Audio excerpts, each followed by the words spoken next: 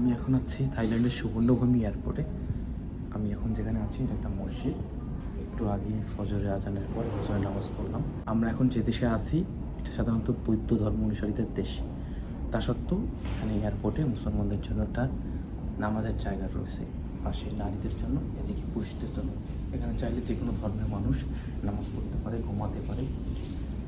নামাজ পড়তে পড়তেছে, ঘুমাতে পারতেছে। পাশাপাশি সবথেকে আকর্ষণীয় হচ্ছে আমাদের দেশের যে হাদিসের বইগুলো, হ্যাঁ, যে বাংলা এলাকা ম্যাক্সিমাম আমাদের দেশে কোরআন মাজিদে বাংলা তেলাওয়াত থেকে শুরু করে এখানে অধিকাংশ বই দেখতেছে আমাদের বাংলা ভাষার যে বইগুলো এখানে রয়েছে।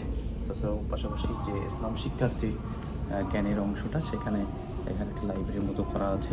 মানে বলতে গেলে যে এয়ারপোর্টের ট্রানজিট টাইমটা বিভিন্ন দেশের যাত্রীরা এখানে এসে ইসলাম সম্পর্কে জানতে পারবে এবং আমাদের যে মুসল্লি ভাইরা আছে তারা ঠিক মতো 5 ওয়াক্ত নামাজ পড়বে, এটার জন্য একটা বিশেষ অবস্থা এখানে রয়েছে। আমি ধন্যবাদ দেবো থাইল্যান্ড সরকারকে এবং সুবর্ণভূমি এয়ারপোর্ট কর্তৃপক্ষকে যে এরকম একটা সুন্দর ব্যবস্থা আমাদের মুসলমানদের জন্য করার জন্য।